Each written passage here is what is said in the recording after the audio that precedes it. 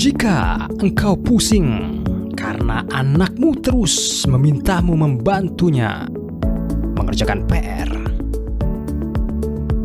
engkau jangan sampai bego. Engkau kemudian bersembunyi di lemari tidak perlu, karena engkau bukan sedang dikejar debt collector atau rentenir. Tidak pula perlu engkau sembunyi di kamar mandi dan berkhayal bahwasanya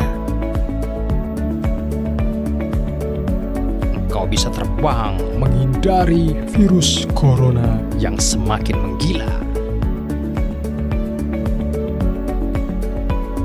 Jika sekiranya anakmu memintamu membantunya dengan PR matematika,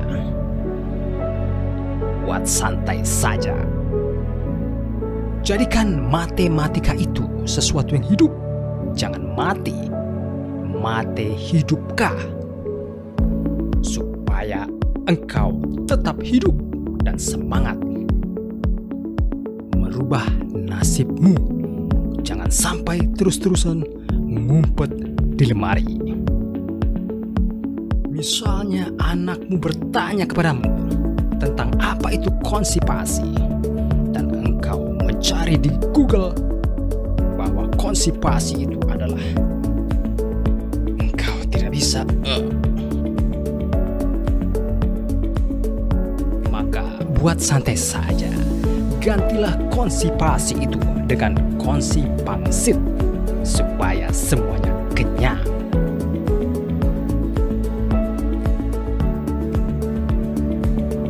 Jika engkau terpaksa harus ngumpet di lemari dan juga di kamar mandi, jangan biarkan anak-anakmu mengikuti jejakmu.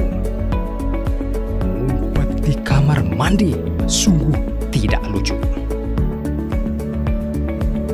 Sekarang coba kau bantu anak-anakmu dengan PR online-nya dan biarkan aku ngumpet di lemari.